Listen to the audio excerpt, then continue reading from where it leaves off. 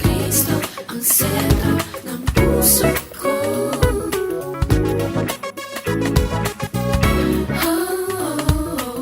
Mismo si Kristo sa sentro.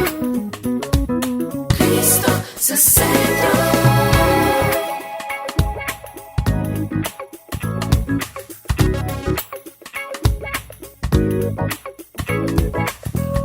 Bakit di magkatagpo?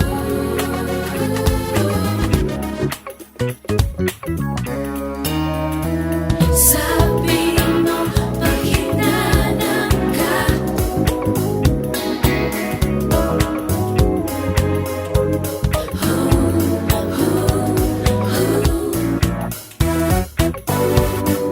Natagpuan.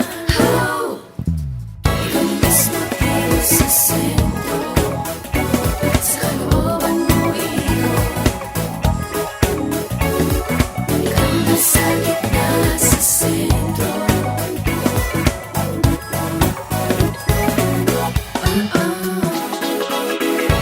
mismo dito sa sentro. Sa kalooban mo ikaw nasa gitna sa sentro.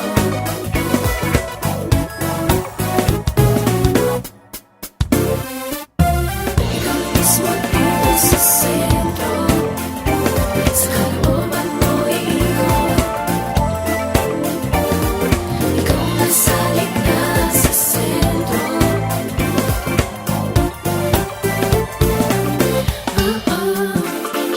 Ikaw mismo dito sa sentro. Sa kalooban mo ikaw nasa gitna sa sentro. Mananahan. Mananahan. Mananahan.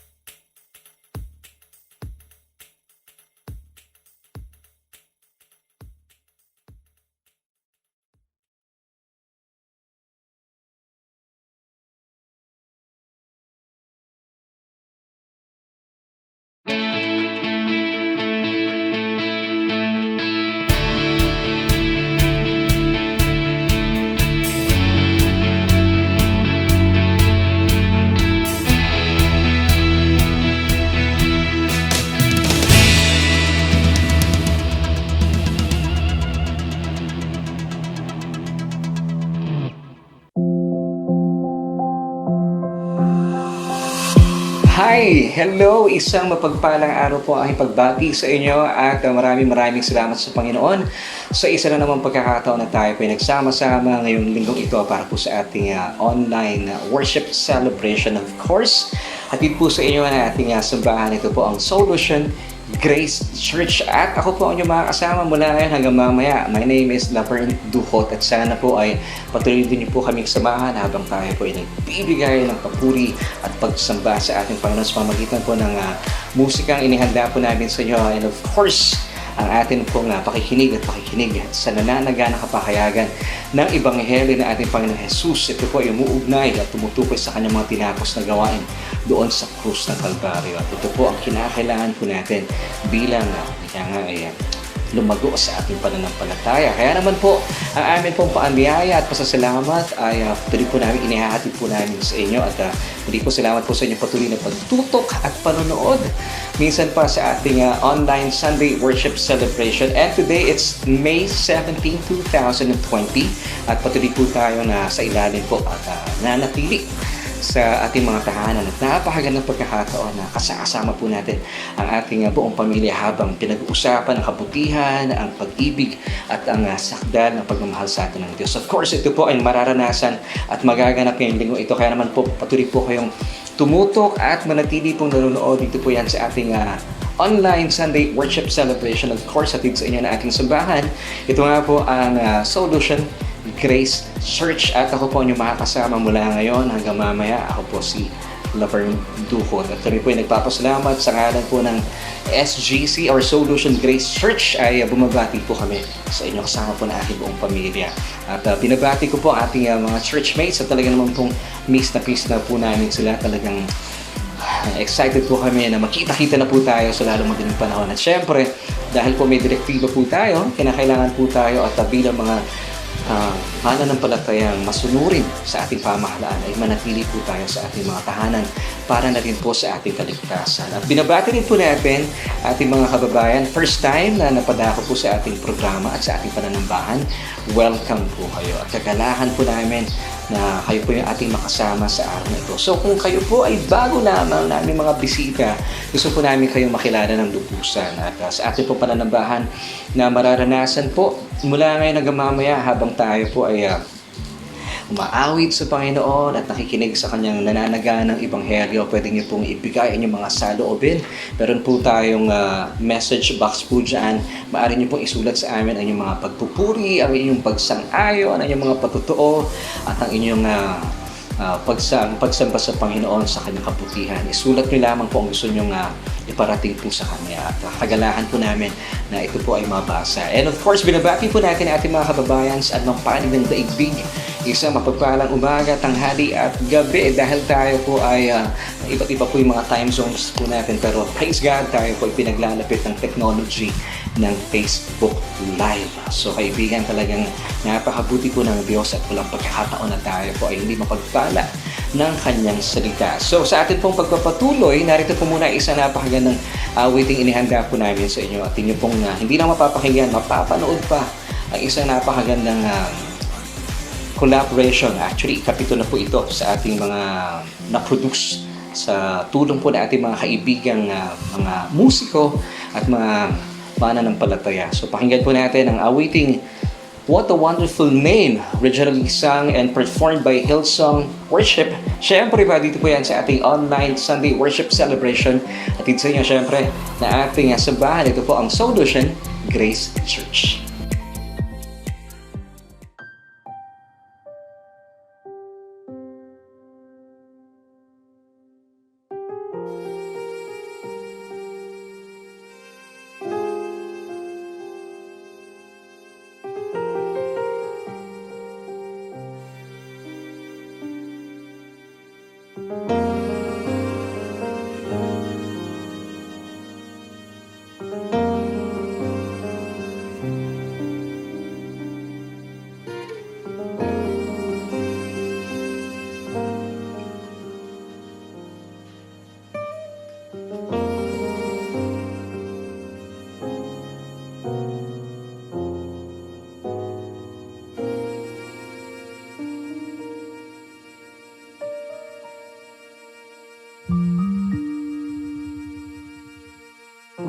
You were the Word at the beginning, one with God the Lord Most High. Your hidden glory in creation, now revealed in you are Christ.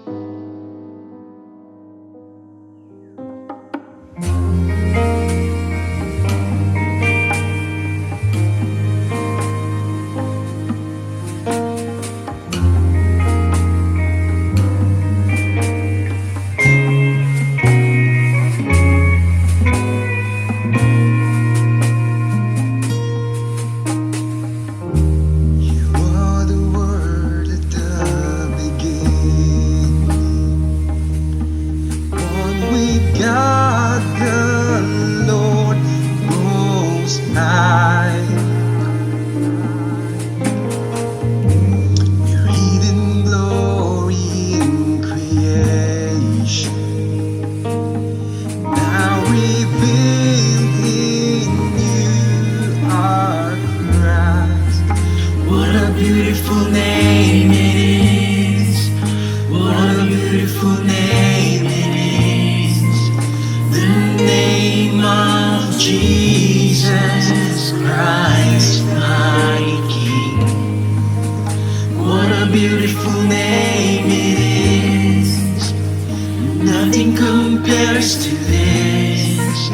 What a beautiful name it is. The name of Jesus.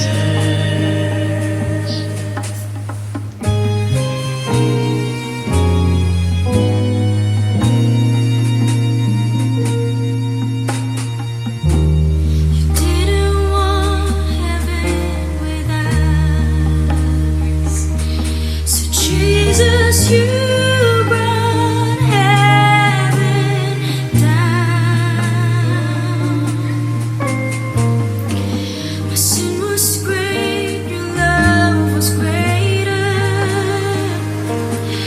What could separate us now? What a wonderful name it is. What a wonderful name it is.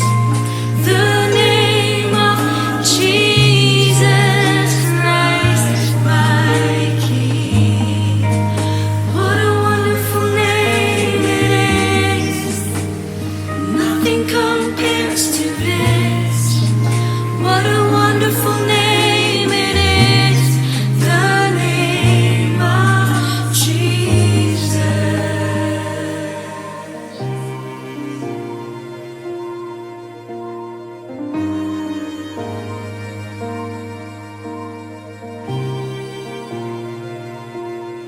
Death could not hold you.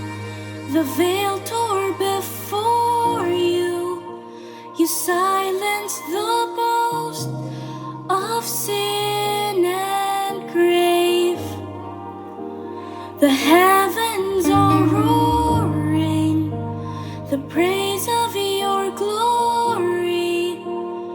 For you were raised to life again.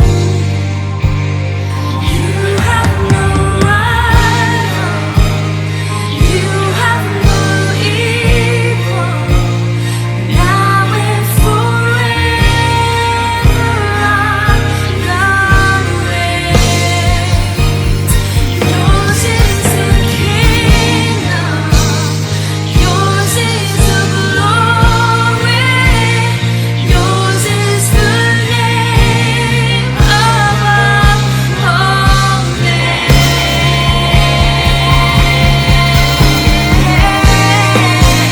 What a powerful name it is. What a powerful name it is. The name of Jesus Christ, my King. What a powerful name it is. Nothing can stand against. What a powerful name it is. The name of Jesus. What a powerful name it is. What a powerful name it is.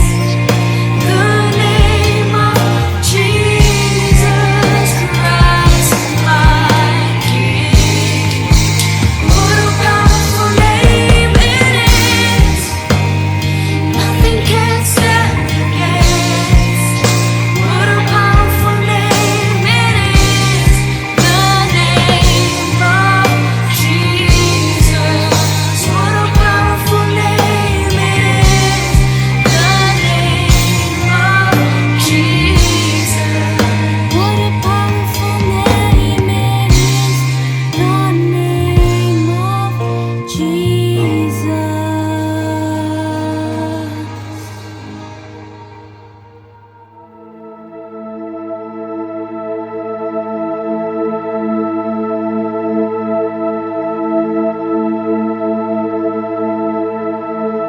Well, maraming salamat po sa awiting ating napanood at maraming salamat sa ating mga kaibigan, mga kabataan, mga musikong nagbigay ng kanilang talento at oras para po mabuo ang production na iyan. Once again, that's what a beautiful name. Original po na mula sa Hillsong Worship na nagatid po sa atin sa ikalawang bahagi na ating programa. Dito yan sa ating online Sunday Worship Celebration. Hatid po sa inyo ng Solution Grace Church. At ako po ang inyong mga kasama, actually mula pa kanina hanggang mamaya.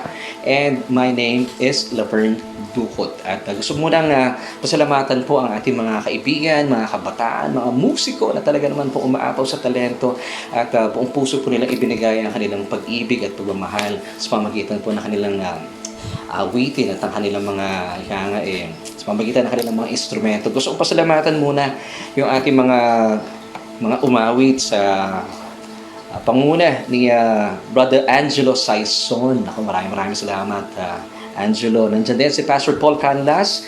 Of course, si Sister Phoebe Munar, ang butihing anak ni Pastor Anthony and Pastora Iya Munar. Maraming salamat sa iyo, Sister Phoebe. And LG Magbuo.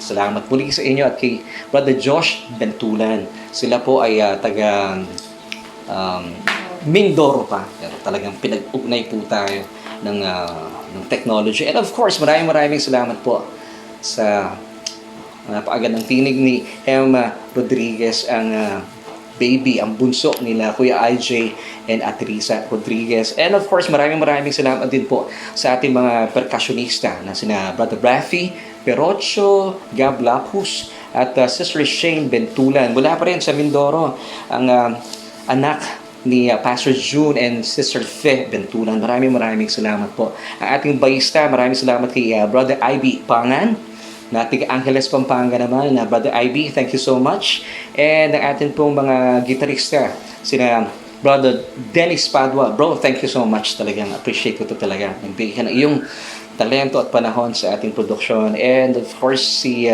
Brother Christian Bentulan, anak din ni Pastor June and Sister Fe Bentulan. Tiga Manila lang sila. Hello bro, thank you so much. At sa atin pong mga acoustic guitarist, nandiyan si Brother Nels Pagador mula sa 702 DZAS. Salamat bro sa iyong time at sa iyong talento na ibinahagi sa amin. And of course, ating bunsong anak, si Ate Arian. Yan. Salamat po. Sila po ay nagbigay ng kanilang talento at oras para bigyan buhay ang awitin ng Hillsong Worship. What a beautiful name na siya pong bibigyan po natin ng luwalhati sa ating programa. Of course, isa lamang pong pangalan ang atin pong itinataas at binibigyan po ng luwalhati. Dito yan sa ating pananambahan. Pangalan po, ang napakagandang pangalan ng ating Panginoong Jesus. And as we move on, kaibigan, muli po, maraming salamat po sa inyong patuloy na pagtutok at panonood sa atin pong online Sunday Worship Celebration. At po sa inyo na ating sambahan, ito po ang Solution Grace Church. At ako nga po inyong kasama at makakasama hanggang mamaya ay my name is Laverne Ducot. At welcome po sa ating mga kaibigan, mga church members. Hello, miss na po namin kayo. And sa atin po mga bisita, mga first time na dumako po sa ating programa, welcome po at kagalahan namin na kayo po ay aming kasama sa araw nito. So, kaibigan, alam kong ready na po ang inyong mga ballpen at papel and mga Biblia at kayo po ay nakaupo na sa inyong malalambot na mga sofa at ready na at pag-usapan na po natin ang kabutihan, ang labis na pag-ibig at sakda na pagmamahal sa atin ng Diyos. At ito po ay siyempre pa tumutukoy sa mga tinapos na gawa na ating Panginoong Jesus doon sa krus. At dito po yan, hatid sa inyo na ating mensaheng ibibigay sa atin ng ating Diyos para po sa araw na ito. Kaya kaibigan, samahan niyo po kami at pag-usapan na po natin ang kanyang sakda ng pagmamahal sa bawat isa po sa atin. At muli po sa mga kabubukas lang ng kanilang mga cellphone, magandang araw po sa inyo. Ito nga po ang Sunday Online Worship Celebration. At po sa inyo na ating sambahan. Ito nga po ang Solution Grace Church. Maligayang at magandang umaga po sa inyo dahil tayo po ay napapanood ng umaga dito po sa Pilipinas. At maraming salamat din po sa ating mga kababayan sa anumang panig ng daigdig at tayo po ay sinasamahan sa araw na ito. So happy Sunday. Sabihin niyo po sa inyong mga katabi, Happy Sunday. At sabihin nyo rin sa inyong mga katabi, I'm so blessed to be stressed. So walang dahilan kapatid, because we're so blessed, tayo po talaga ayaw po ng Diyos na tayo po ay na-stress. Gusto po niya, nag-e-enjoy po tayo sa buhay. Amen. Amen. Sige po. At tuloy na po natin ating mga pag-uusapan. At alam ko po napapanahon po yung ating pag-uusapan ngayong linggong ito. It's May 17, 2020. Mahigit 2 linggo na po tayong nasa ating tahanan bilang pagsunod sa direktiba ng ating pamahalaan. Of course, ito naman po talaga, ang layunin nito ay para po sa kaligtasan ng bawat isa po sa atin. At naniniwala ako, kaibigan, marami na po tayo na pagtanto sa mga nakalipas na araw at papagyamanin po natin ang mga katotohanan ito at makita po natin kung gaano po kumikilos ang Diyos sa ating buhay. At kung ano po ba ang kinalaman ng mga tinapos na gawa ng ating Panginoong Jesus sa krus sa ating pang-araw-araw na pamumuhay bilang mga individual. So ngayon po ay pag-uusapan po natin dahil alam ko medyo sa mga suki po natin sa Solution Grace-Based Devotions, kung kayo po ay aming nakakasama every Tuesdays, Wednesdays, and Thursdays sa ating Bible study online, tinalahi po natin John chapter 15, verses 1, 2, and 5. Hindi po natin masyadong nabigyan ng pansin yung verses 3 until 4, pero kukumpletuhin po natin today ang napakayaman pong kapahayagan mula po sa mga talatang ito mula sa chapter 15, mula sa aklat ng John. So pag-uusapan po natin at alamin natin anong kinalaman po nito sa ating mga buhay at pamumuhay sa araw-araw. So, mula po sa mga talatang ito, nais ko muna po kayong imbitahan dahil hindi po natin makakover lahat ng napakagandang kapahayagan sa atin ng Panginoon. Kung kayo po ay may pagkakataon na pwede nyo pong balikan yung ating pagtalahan itong mga nakalipas na linggo nung I think it was Wednesday and Thursday, pinag-usapan po natin John 15 verse 2. So pinagyaman po natin ito. Pero tadaanan po natin ngayon bilang pagmamahal po namin sa inyo. Sa mga hindi po natin na nakasama nito mga nakalipas na araw. Pero mas maganda, balikan niyo po yung mga nakalipas nating episode dahil mas binigyan po natin ng panahon na discuss po ito. So, bilang pagsisimula, gusto ko po munang basahin po sa atin ang ating mga key verse sa araw na ito. It's found in John 15 verses 1 until 5. Simulan po natin. Sa verse 1, sabi ni Jesus, I am the true vine and my Father is the vine dresser.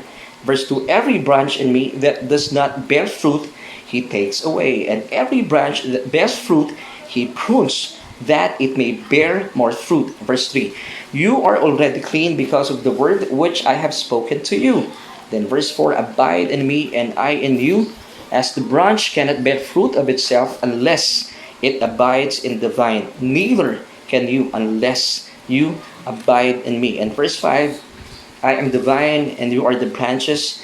He who abides in me and I in him bears much fruit, for without me you can do nothing. Wow, praise God. So, napakaganda po mga talata. At pangkaraniwan, pag binabasa po natin ito, kung hindi po natin naunawaan ng puspusang biyaya ng Diyos, yung full grace.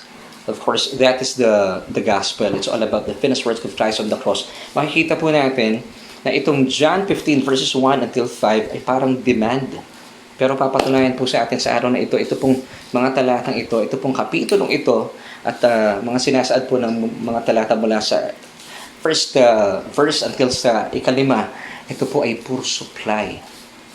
That's the beauty of the New Covenant. So, isuot po natin ating mga lente gamit po ang lente ng New Covenant at makita po natin yung kapuspusan ng biyaya sa atin ng Diyos. At ito po ay dahil sa pagsunod at yun nga po, pagsunod ng ating Panginoon Hesukristo sa pahay at kalooban ng Diyos Ama. At ito nga po isinakatuparan niya sa krus ng Kalbaryo. Kaya naman, mula po sa ating pag-aaral, makita po natin as we are using the lens of the New Covenant, makita natin, hindi pala demand ang mga talatang ito, but supply. Amen. So, simulan po natin muna ang verse 2 ng John chapter 15. Kasi ito pong verse na ito pang karaniwan, kapag pinag-uusapan po ito, nagbibigay po ito ng lungkot at takot sa mga mananampalataya. So, kung sa mga mananampalataya, kapag binabasa natin at pinag-aaralan po natin ito, ay nagbibigay ng lungkot at takot at pangamba, lalo tigit sa mga unbelievers. Kaya pala, hindi tayo masyadong makapag-evangelize ng, kaya nga yung tama ayon po sa mga tinapos na gawa ng ating Panginoon Hesukristo. Dahil, ito pong verse 2, sa mga phrases po dito, yung He takes away at yung He prunes. Kapag binabasa po natin itong verse na ito, ngayon basahin ko lang po yung John 15 verse 2a. Sabi po ng talatang ito, every branch in me that does not bear fruit, God takes away.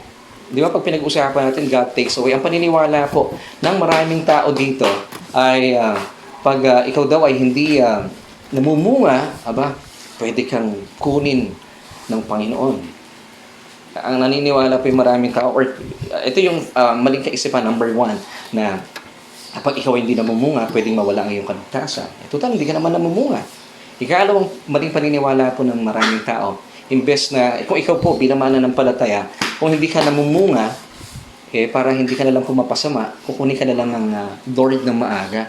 Kaya maraming tao po ayaw maging born again Christian, ayaw po maging mananampalataya, believing na kapag sila po ay mabait, ay maaga silang kinukuha ni Lord. Kaya po mas maraming tao sa ngayon ang minabuti po nilang magpakasama dahil naniniwala sila kung mahaba daw po ang buhay ng mga masasamang damo.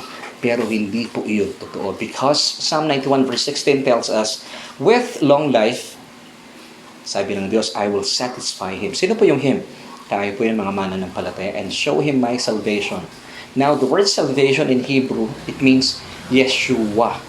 At ang Yeshua po ay walang iba kundi ang ating Panginoong Hesukristo. So, the more po tayong nakatingin sa ating Panginoong Jesus, sa kanyang mga tinapos na gawa sa krus ng Kalbaryo, you will experience, take note long and satisfied life. Dahil po ang gusto po ng Diyos, binigay niya ang kanyang bugtong na anak para bigyan po tayo ng buhay na ganap at kasiyasayan. Hindi lang po basta-basta buhay.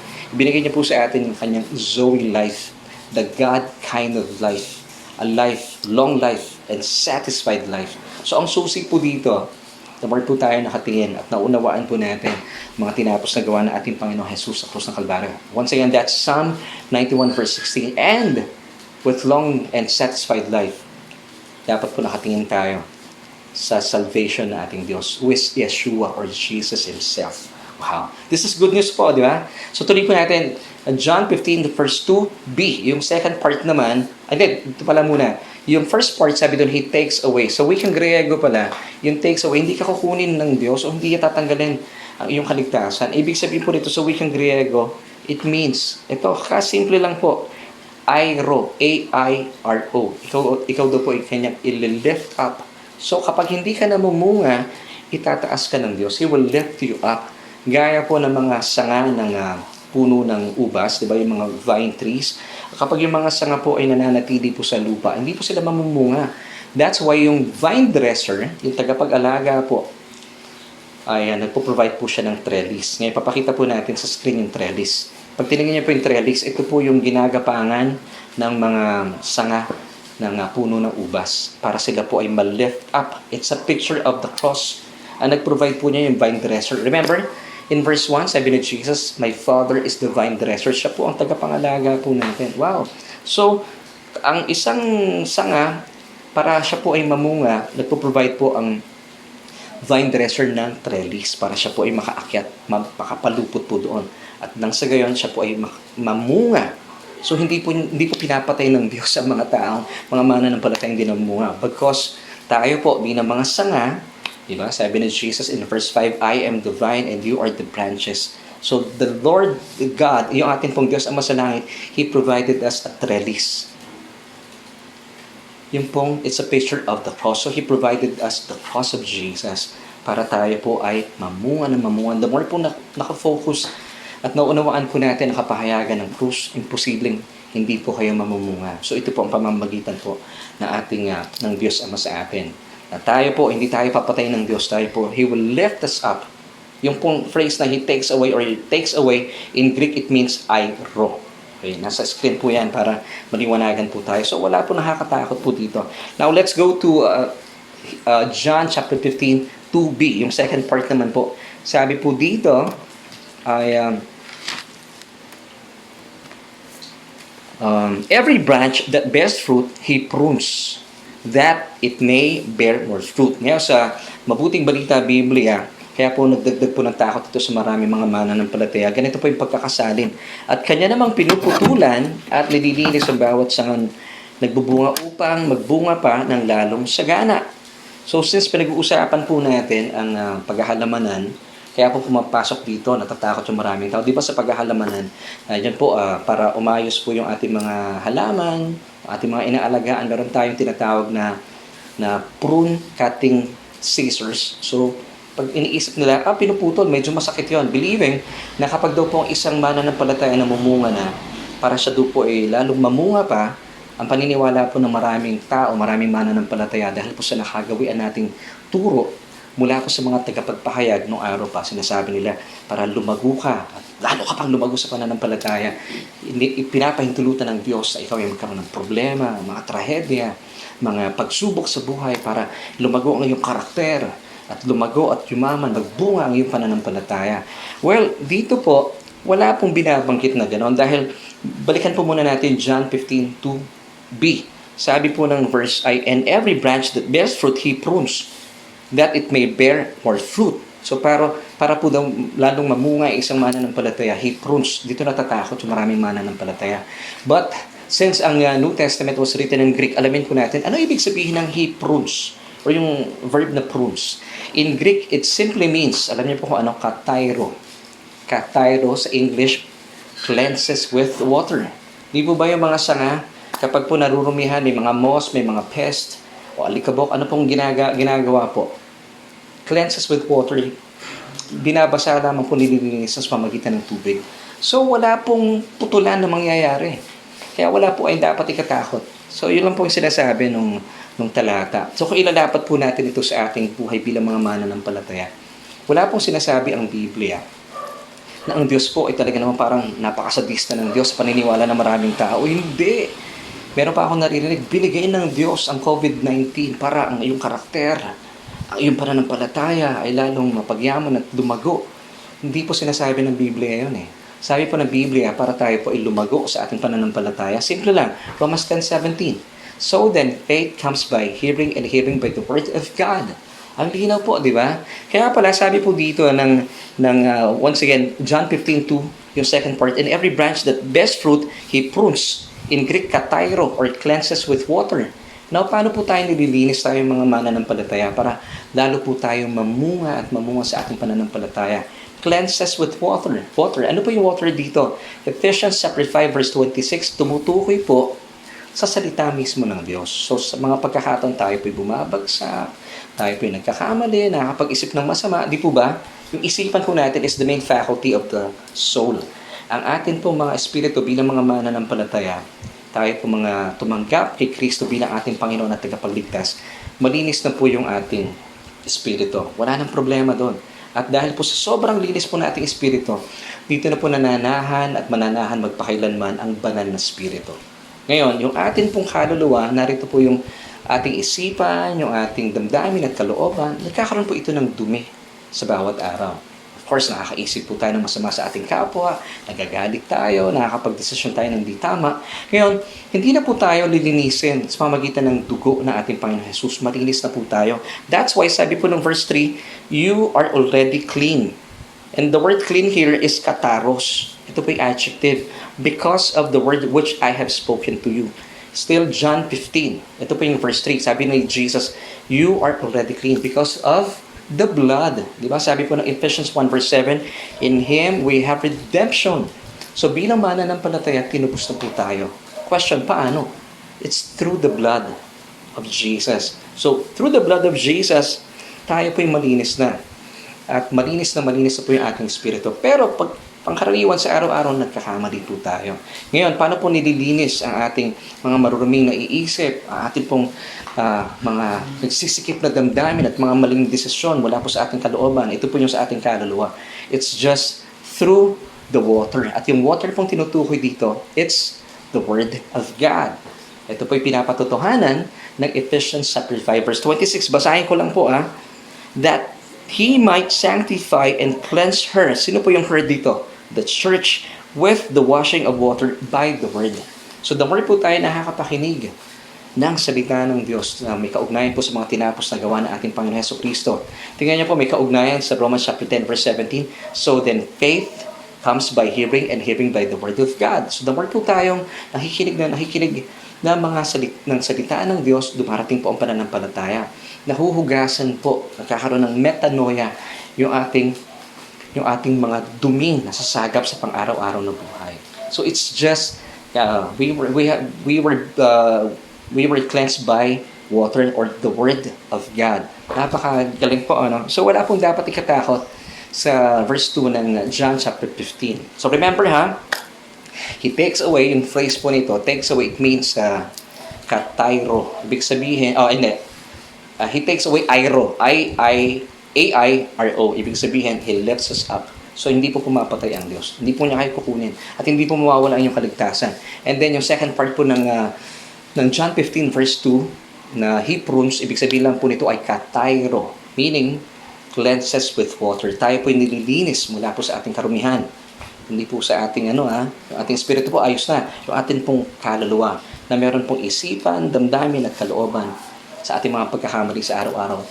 Nililinis po tayo sa pamagitan ng tubig. At ang tubig po tinutukoy dito ay ang kanyang salita. Ephesians chapter 5 verse 26. Once again, that He might sanctify and cleanse her. Yung her po dito tayo, the church, with the washing of water by the word. So, kaibigan, hindi ka bibigyan ng Panginoon, ng Diyos Ama sa langit, ang ating vine dresser ng mga problema, sakuna, trahedya, para palakasin ang inyong karakter at mapalaguan yung pananampalataya. Magkaroon po tayong metanoia. Hindi po ganon ang Diyos. Mahal na mahal kayo ng Diyos. Sobrang mahal na mahal kayo ng Diyos. Hindi po sadista ang Diyos.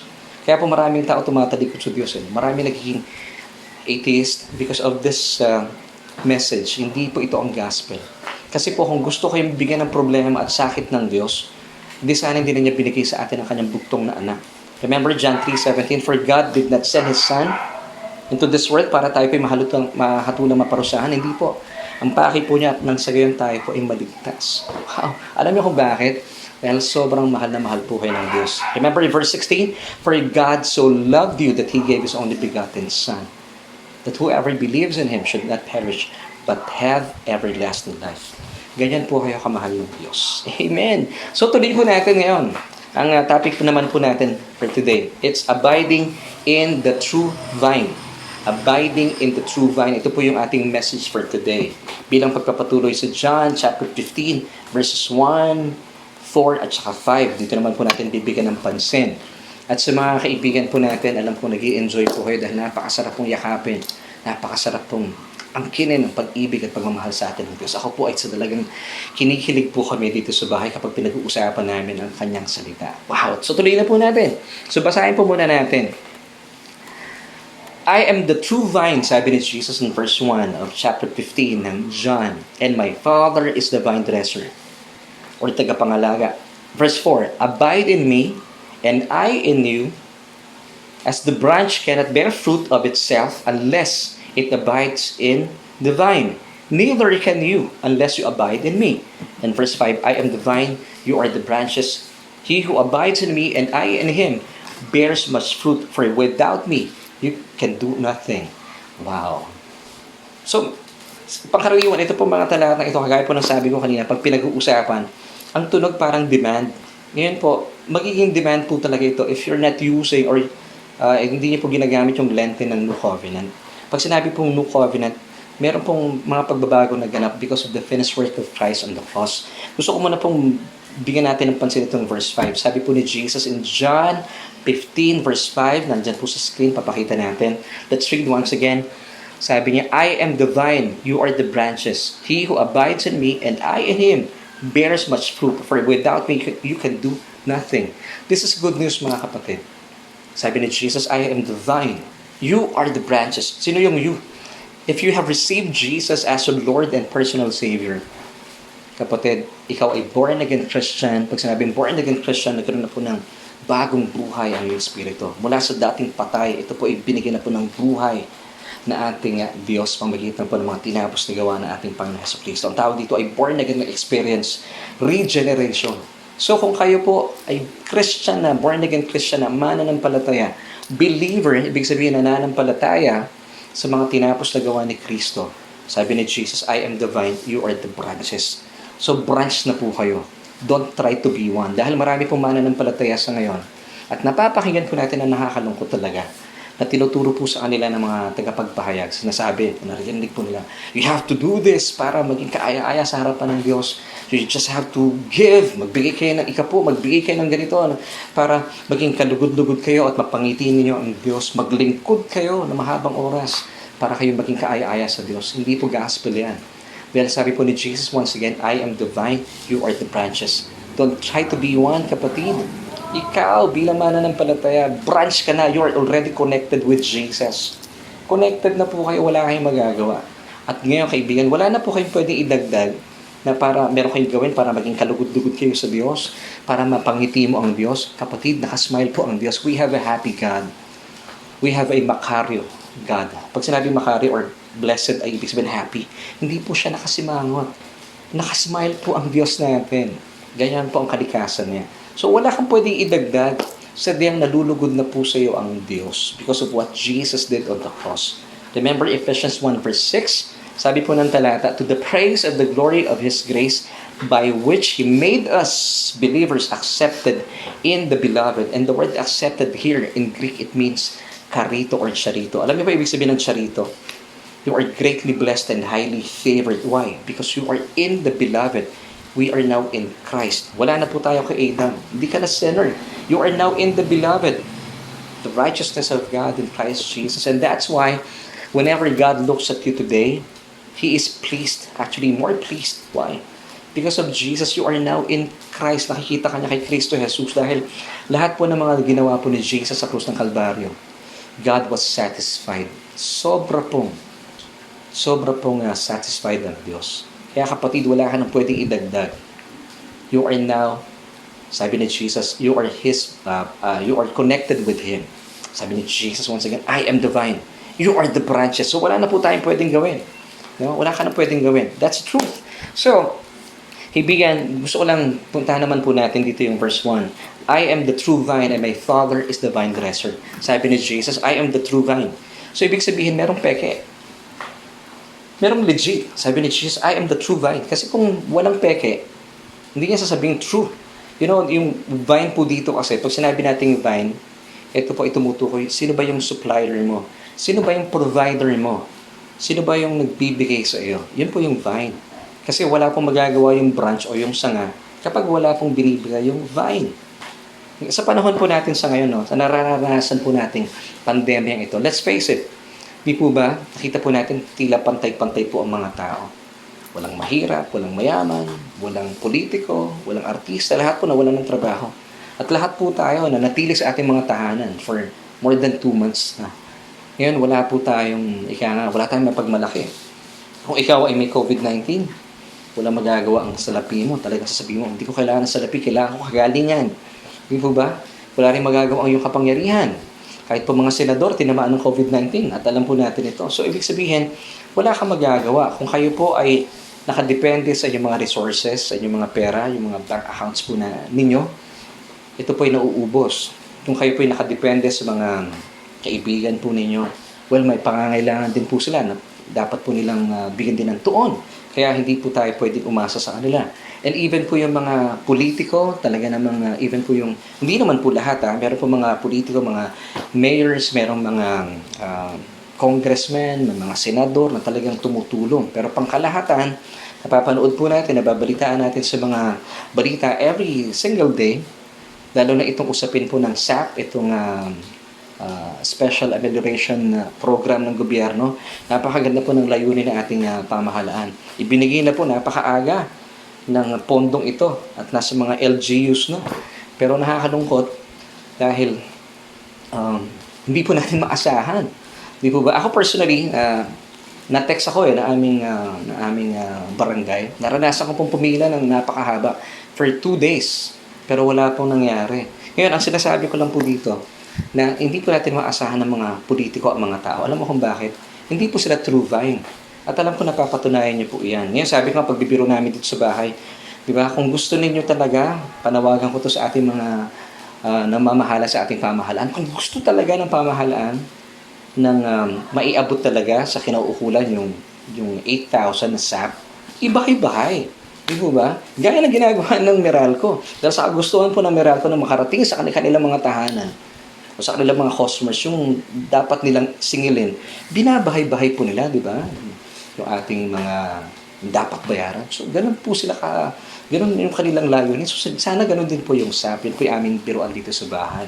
Well, kaibigan, ang katotohanan, hindi po natin talaga pwedeng gawing vine itong mga politiko, itong mga bank accounts po natin, kung saan po tayo umaasa, at napatunayan po natin, ito po yung nauubos at ang kalakasan at pagtugon ng tao na ating kapwa ay napapagod din po. Alam nyo, kung naintindihan po natin ang gospel, hindi po kayo madidisappoint sa inyong mga kababayan dahil nalulungkot ng marami at nababasa natin yung mga reklamo at hinaing po sa Facebook na sasabihin nila ay, Diyos ko, ano ba naman itong mga taong, itong mga politiko ito, napakakukurap. Mga kapatid, kaya nga po tayo nagbabahagi ng salita ng Diyos because we want them also to hear the gospel dahil hindi po talaga magkakaroon po ng pagbabago ang sino man kung sila po ay wala sa Panginoong Hesukristo. Kung wala pong relasyon, alam niyo kung bakit?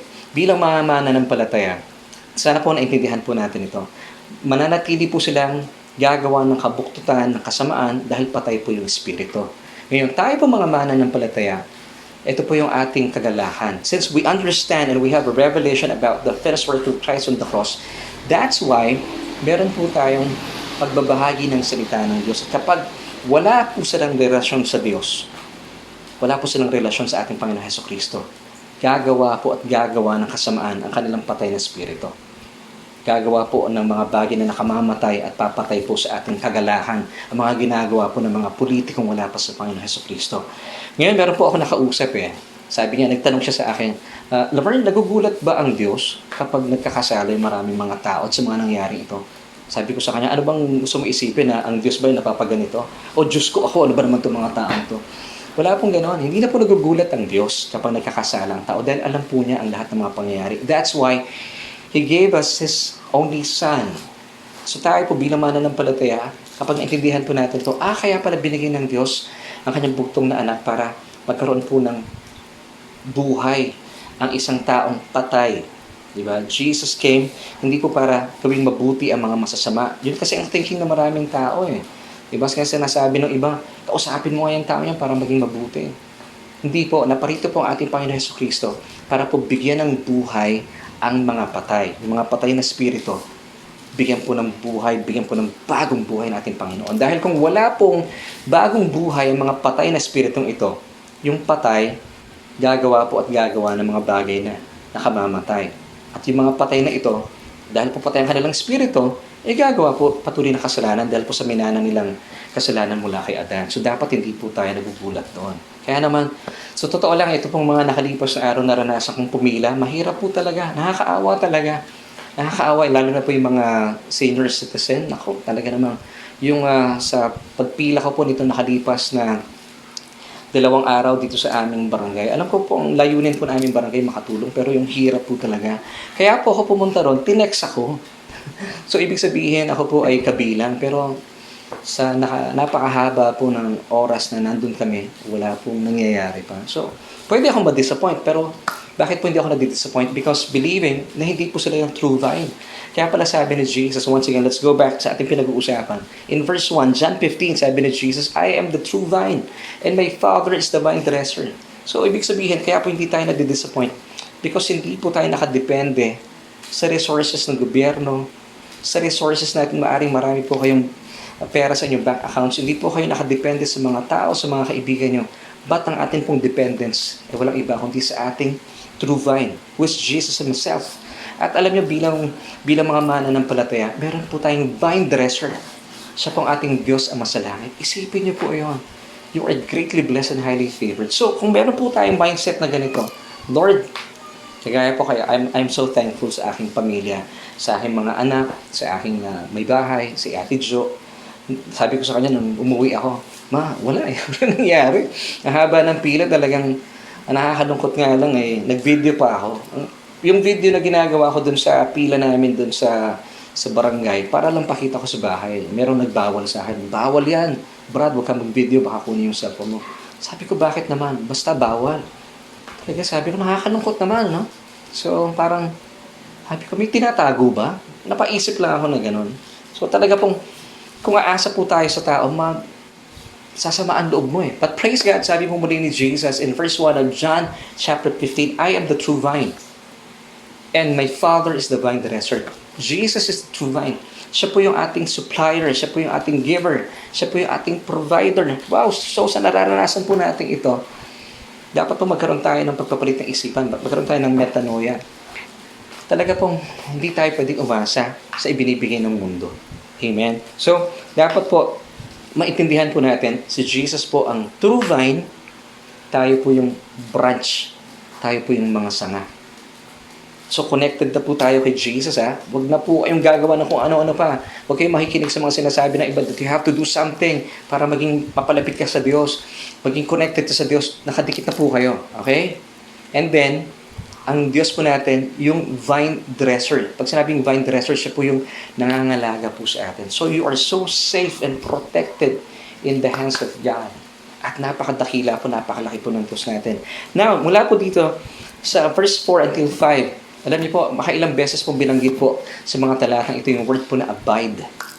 Bakit po kailangan natin pag-usapan yung word na abide? Maraming beses na binanggit po dito ng ating Panginoon ang salitang ito, abide. So kung maraming beses yung binanggit po ito, I think meron pong dinidiin siyang punto sa atin na dapat po natin pag-usapan. Now, pangkaraniwan po, na pumapasok sa isipan ng mga mananampalataya kapag binabanggit po yung word na abide, kapit ka lang sa Panginoong Jesus. Kapit ka lang, kapatid. Huwag kang bibitaw. Kapatid, wala pong binabanggit na ganong salita. Wala pong ganon. Now, alamin po natin, ano po ang tunay na kahulugan ng abide? Ano ba ibig sabihin ng word na abide? Ito po ba ay kapit sa Panginoon? Wala po. The word abide simply means stay. Stay. Or stay where you are. Halimbawa, sinabi ko po sa inyo, nagpo-programa tayo dito. Mga kapatid, aalis ako, just abide, because I'll be right back. Ibig sabihin, dyan lang po kayo, huwag kayo aalis. Wala pong sinasabi na, kapit ka lang, walang ganon. This is good news, mga kapatid, dahil tayo po bilang mga mananampalataya, just have to abide in the true vine. Kumapit, hindi po kakapit, walang dapat gawin. You just have to stay. Question, mahirap po ba magstay? Kapag sinabi ko po sa inyo, sandali lang po, aalis ako ha. Abide. Stay. Di po ba hindi mahirap yon? Believing that you are already connected with Jesus. Amen. Hindi mo na kailangan kumapit pa. Na pangkaraniwang paniniwala po ng maraming Christians sa ngayon. Alam mo, ito pa pong good news. Really, this is good news, mga kapatid. Alam mo ba, kung ikaw ay nakipag-isa na kay Kristo, ikaw na isang mananampalataya, you have received Jesus as your Lord and Savior, and today you are now in Christ. Alam niyo po ba, ano po yung posture natin today in the heavenly realm? Tayo po inakaupo kasama ni Kristo. Ephesians 2 verse 6 tells us, basahin po natin and raised us up together and made us sit together in the heavenly places in Christ Jesus. Wow! Hindi po ba napakaganda pong revelation? Ang lagi pong sinasabi sa atin ng relihiyon, kapit ka lang sa Panginoon. Wala pong sinasabing kapit. Nakaupo ka na nga eh. Diba sa jeep, kapag kayo po'y nakakapit, may effort po yan eh. Pag nakabitaw ka, pwede kang magdisgrasya. Pero kapag kayo ay nakaupo, ibig sabihin, lehitimong kayo po ay nakaupo doon. Kayo po ay nakasakay talaga. At kapag nakaupo ka, wala yung bigat sa'yo. Yung bigat na doon sa kinakaupuan mo. And, kapatid, ito pa magandang revelation, kapag nakaupo po tayo, ibig sabihin, it's a posture of rest. So pag sinabi palang abide, stay, pwede ring rest. Rest in the true vine. Wow, ito pong revelation natin. Diba? So, napakalinaw po na yung pong word na abide in verses 4 until 5 ng John 15, maraming beses pong sinabi pa ulit-ulit. Ano pong nais pong ipahatid po sa atin? You just have to stay. You just have to abide. You just have to relax. Rest. Sabi mo sa katabi mo, relax. Kami po nito mga nakalipas na araw sa karanasan ko po sa barangay, sabi ko, init talaga, umitim yung bata ko sa init ng araw, noong nagdala ng payong. Pero nasa lilim naman po ako. Yung iba kong mga kababayan po natin sa Las Piñas doon, sa mga barangay dito, ako nasa initan po talaga. Ang hirap, kawawa naman. Pero buti na lang, hindi po sila yung true vine natin. Hindi tayo nakaasa sa ating pamahalaan. Pero praise God, marami po tayong mga mayors talaga na ang puso ay para sa welfare ng kanilang mga nasasakupan. Nagkataon lamang po talaga na hindi nila kakayanin. Kaya po hindi tayo pwedeng umasa sa kanila. At kapag hindi naman po nakuha yung sinasabing para sa atin, hindi po tayo nadidisappoint. Hindi tayo sumasama ang loob at hindi tayo inaatake sa puso. Why? Believing na tayo po ay nag-a-abide lang, or staying, or resting in Christ, in Jesus. Siya po yung ating true vine. Now, kapatid, John 15 verse 4, pagyamanin po natin ito Ang gusto pala ng verse 4, the Lord wants us to be restful in Him, in the finished work of Christ on the cross. Sabi po ng verse 4 once again, be as the branch cannot bear fruit of itself unless it abides or stays or rest in the vine, neither can you unless you abide in me. So, hindi daw po mamumunga ang isang sanga unless po ay mananatili lamang po kayo. So, pagyamanin po natin itong verse 4 nito. Sige po, let's have a good illustration. Halimbawa, so, first of all, you have to be conscious about this. So, Jesus po ang vine. Siya po yung true vine. Pag sinabi natin vine, siya po yung supplier, siya po yung provider. Tayo po as the branch, we are just the fruit bearer. Yun lang po yung trabaho natin. Now, let us just play our part. Tayo po yung fruit bearer. Sabi po sa atin ni Jesus, just have to abide, rest, or stay. Stay where you are. Nga, hayaan po natin si Jesus yung provider. Ito po ang problema ng mga kalalakihan sa ngayon. Kaya po tayo pagod na pagod sa buhay.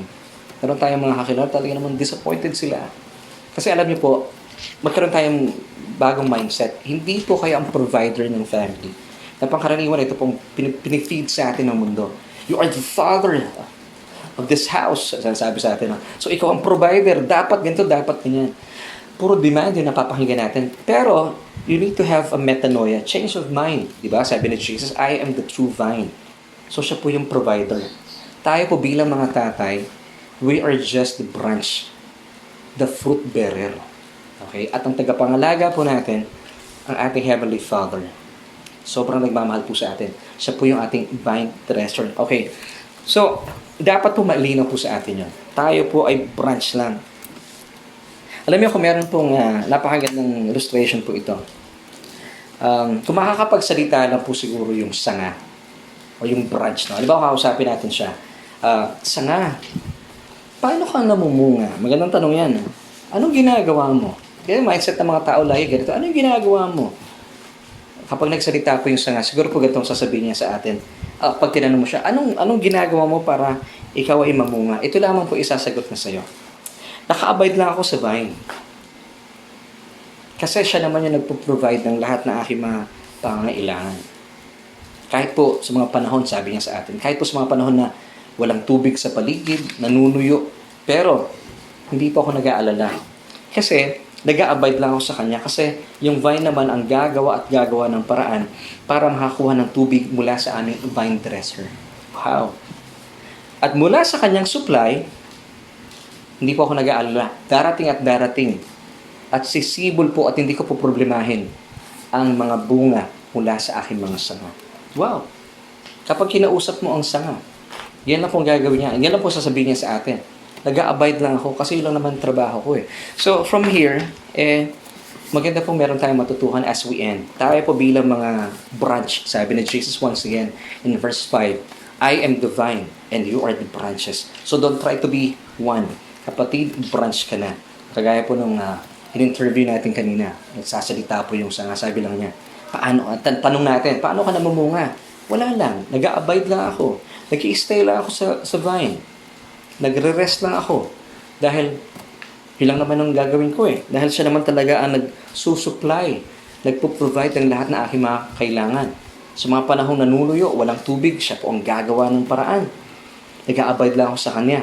At siya lang ang gagawa ng paraan para kumuha ng tubig mula sa aming vine dresser. Wow!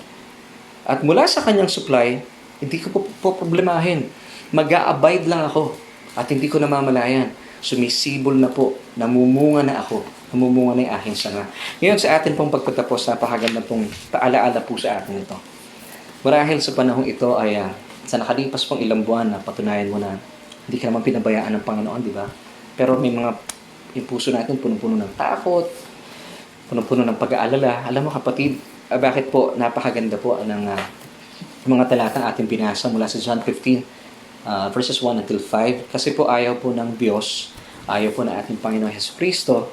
That's why yung ating vine dresser, our Heavenly Father, He provided for us ang true vine si Jesus. Dahil ayaw po niya tayo nag-aalala. Ayaw niya po tayo napapagod. Alam mo kung bakit? Kasi kapag ang isang tao po ay punong-puno ng pagod at pag-aalala sa buhay, kapag siya po ay pagod na at nag-aalala, pansinin niyo po, iba na po ang laman ng kanyang isipan, iba na rin po ang sinasabi ng kanyang bibig. At ito po pangkaraniwan, dudulot po sa kanya sa kapahamakan. Hindi po lingid sa atin, marami po tayo napapanood sa television, sa YouTube, na dahil po Sa sobrang sama ng loob nila nito mga nakalipas na mga kaganapan po sa ating paligid, nakapagbitaw po sila ng salita. Dahil sobrang galit na galit daw po sila. At ito po yung nagdulot sa kanila, napasama pa sila. Ang hirap bawiin, di po ba? Ayun po ang ayaw mangyari sa atin ng Diyos. Because He loves us so much. As a vine dresser, He provided us the true vine, who is Jesus. Sabi ng Diyos sa atin, nandiyan ang aking bugtong na anak. Ayaw kita mapagod. Gaya nung pinag-uusapan natin, yung interview natin kanina sa sanga. Ngayon, pwede tayong tanungin ng mga kapitbahay natin, ating mga kaibigan, bakit ganoon? Parang hindi ka tumatanda. Kasi, branch lang ako eh. Ako connected lang sa aming true vine, who is Jesus Himself. Naniniwala ako na ako'y namumunga at talaga namang nabubuhay ako ng may kapayapaan, kagalakan at kapahingahan dahil naniniwala ako kahit nanunuyo ang paligid, hindi ako pababayaan ng aking vine. Dahil siya pa rin ang gagawa ng paraan para magkaroon kami ng tubig. At dahil naniniwala po ako, ipoprovide po ito ng vine dressers sa akin. So, ganoon din po, bilang mga sanga, ganyan po ang takbo ng isipan natin. Kapatid, ganito rin po ang naisip pabatid sa atin ating Panginoon Jesus. Sa anumang panahon at pagkakataon po na ating buhay, you just have to play your part as the branch. At bilang branch, you just have to abide. You just have to stay. You just have to rest in the finished work of Christ on the cross. And let Jesus be the true vine. He is the provider, the supplier. And let God be your vine dresser. Kapatid, napakadakila po, napakamakapangyarihan ng Diyos. Hindi po niya tayo pababayaan, tayo po ay nasa kanyang mga palad. John 10 verse 29. So, kapatid, sa buhay po natin, tayo po ay yung ating mga provision, let it flow from the vine Himself, who is our Lord Jesus Christ. At wag po kayo mag-aalala. We have the greatest vine dresser, ang ating Ama sa langit. So, sa pananaw po ng mundo, dito na po tayo magtatapos. Sa pananaw po ng mundo, ay katamaran po ito na tayo po ay parang nakasmile lang, walang alalahanin sa buhay. Kasi ang mundo, di ba, gusto nila lagi, hindi dapat, nag-aalala ka. The more na nag-aalala ka, parang dating mo, very responsible. Hindi po. Ang tunay po na posture na tayo po responsible, na dapat po ay, pag sinabing responsive, ibig sabihin responsive tayo, yung response natin, yung ability natin to response, ibig sabihin, sabi ng Panginoong Jesus, He is the true vine, and God is the vine dresser. Ano po yung true response natin? Yung ating responsibility, yung abilidad mo to respond sa panawagan at deklarasyon ng Diyos. You just have to be the branch. At yung branch pong ginagawa, nag-a-abide lang, relax. So, hindi po talaga maintindihan po ng mundo yung nagaganap po sa atin. Hindi ko po sinasabing magtamad-tamaran po tayo. Kung ano po yung trabahong pinapagawa sa atin ng Diyos, we just have to do kung ano po yung pinapagawa sa atin. Pero, magkaiba po yung nagtatrabaho na nag-aalala, napapagod, kaysa po doon sa nagtatrabaho or nagre-relax lang, ginagawa po niya yung dapat yung trabaho pero hindi natatakot. Malaki pong epekto yun sa ating buhay. So, mga kapatid, dahil iba po mag-isip ang mga taong punong-puno ng pagod, punong-puno ng alalahanin sa buhay. Nagkakamali po iyon. Pero kung tayo po, ang tunay na responsableng mananampalataya, ito po yung ating responsibility sa deklarasyon sa atin ng John chapter 15 verse 1. Sabi ni Jesus, I am the true vine. So bilang true vine, He is the provider, hindi tayo. And our Heavenly Father is the vine dresser. Siya po mag-aalaga sa atin. So ano po yung ating responsibility? Be a branch. At yung branch po, abiding lang. Relax lang. Nag-stay lang. Believing. Ang akin pong provision, hindi ako nakaasa sa aking bank account. Well, wala naman ako masyado, no? Hindi ako nakaasa sa tao sa paligid ko. Hindi ako nakaasa sa ayuda ng gobyerno. Nakaasa ako sa magpuprovide sa akin. Of course, sino po yun? Yung aking true vine. At ang nag-aalaga po sa akin, walang iba. Kundi ang mapagmahal kong Ama sa langit. Siya po yung aking vine dresser. So, alalahanin po natin ng Panginoong Jesus ang nagsalita po nito. At pag sinabi niya, ibig sabihin, paniwalaan po natin. The more you see yourself as Jesus' branch, the more po na nakikita natin, sanga ka ng true vine. Alam mo, ito pang mangyayari po sa inyo. Take note as we end. You will bear fruit, and you will bear more fruit, and you will bear much fruit. Ngayon, ano pong kailangan niyo pong gawin? Simple lang. You just have to abide in the true vine. Amen. So, believing Kasi po, kailangan po natin gawin po ito. Just have to abide in the true vine because apart from Him, we can do nothing. Amen. So maraming salamat po sa inyong pagsama sa akin sa araw na ito. Dalayan ko po ang ating mga pinag-usapan. Nagbigay ito sa atin ng kagalakan, ng kapahingahan, at ng kapayapaan sa buhay. Lalo tigit sa mga panahong ito na wala po tayong aasahan. Pero buti na lang, ibinigay po sa atin ng Diyos, ang ating Heavenly Father, ang ating vine dresser, ang true vine, who is Jesus Himself. Praise God. Maraming salamat po sa inyong pagsama sa akin dito yan sa ating napakayamang mga pinag-usapan at sa atin pong pagpapatuloy.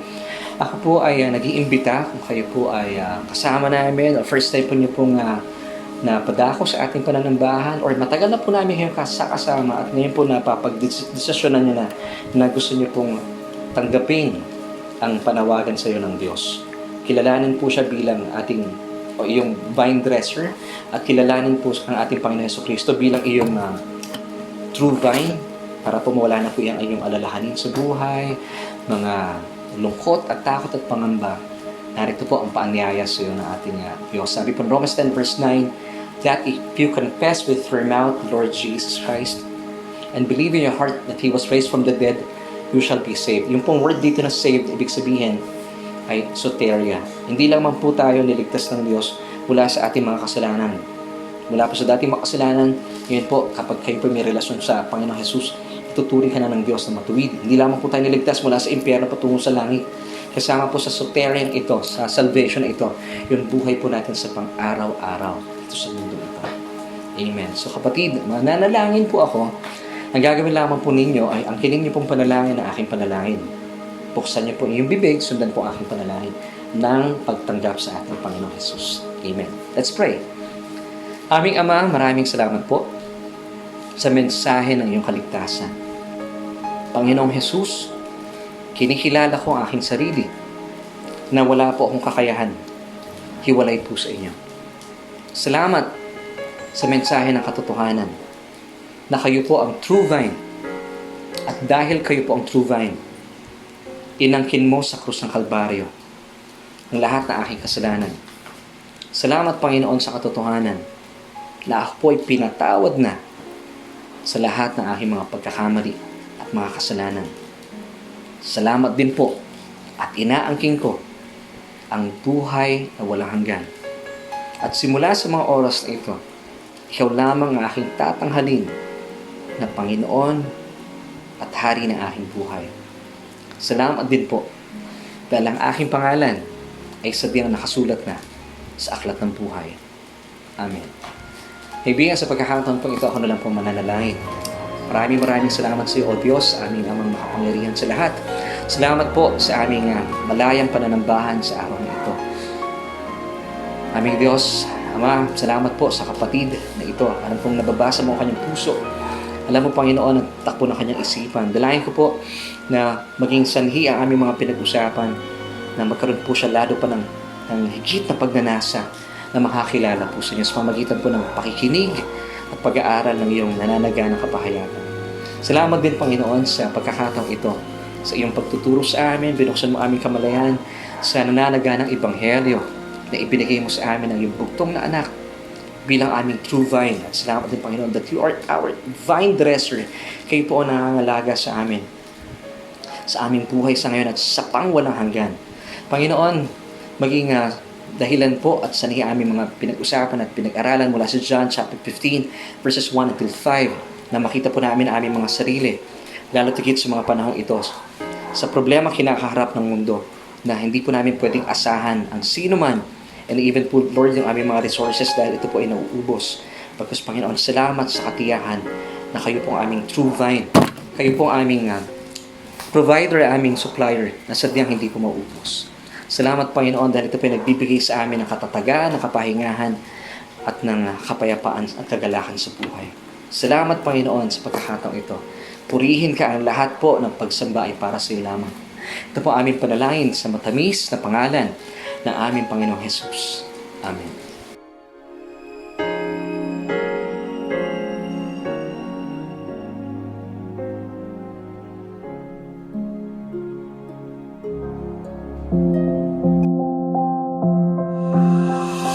Kaibigan, maraming salamat po sa inyong pagsama sa akin. Isang pagkakataon na naman po na tayo po ay napagyaman sa ating mga pinag-usapan ngayong linggong ito sa atin pong online Sunday Worship Celebration. Once again, it's May 17, 2020. Ang bilis ng panahon na po, hindi natin namamalaya. At sa pagdaan po ng panahon mula po sa ating mga pinag-usapan, pagtuloy po natin panghawakan ng mga katotohanan ng saluhan po natin. Dito po yan sa ating sambahan. Ito nga po ang Solution Grace Church. At ako po yung nakasama at pansamantala po mga maalam. And my name is Laverne Ducot. Tagalahan ko po na makasama kayo ngayon. At ang akin pong paalaala lamang po ay patuloy pong meditate ang ganda ng mga talatang ito yung supply mula sa John chapter 15 verses 1 until 5. So kaibigan, salamat po sa inyong pagsama at sa pagharap po natin sa buhay, makita po natin na meron tayo isang Diyos sa biyang nagmamahal po sa atin. Amen to that. At maraming salamat din po sa mga nakasama nating musiko. Napakinggan natin ang napakagandang production number kanina. Dahilan para tayo po magpuri at sumamba sa ating Panginoon.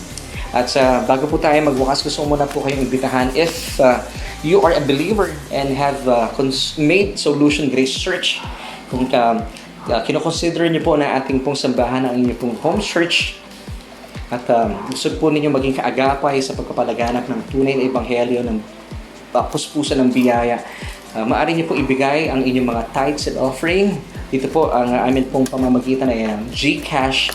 Ang number po na inyong gagamitin ay 0906-055-7821. Muli po sa mga kapatid natin, if you are a believer and have made Solution Grace Church your home church, kung ito po ang inyong home church, mga kapatid, at salamat po for being our kaagapay, mga kabalikat, sa pagpapalaganap po ng mensahe po ng kapuspusan ng biyaya. Maaari niyo po ibigay yung tithes and offering through GCash. At ito po yung number 0906-055-7821. So nandyan po sa screen ang information na pwede niyo pong paglagahan ng inyong tithes and offering. At maraming salamat po sa pagiging kaagapay at kabalikat po natin sa paggawain po natin ito. Gagamitin po natin ang mga pagpapalang ito para lalo tikit ay mapalaganap po ang mensahe ng tunay na ebanghelyo sa pamagitan po ng ating sambahan. At maraming salamat po once again. At bilang pagtatapos ay muli po binabati natin ang ating mga church members. Kita-kits soon. At sa mga bisita po natin, maraming salamat for joining us. Magkita-kits po tayo next Sunday. It's May 24, 2020. So, ibigan, kinan po natin, you are greatly blessed and highly favored because you are now in Christ. Amen. Bye!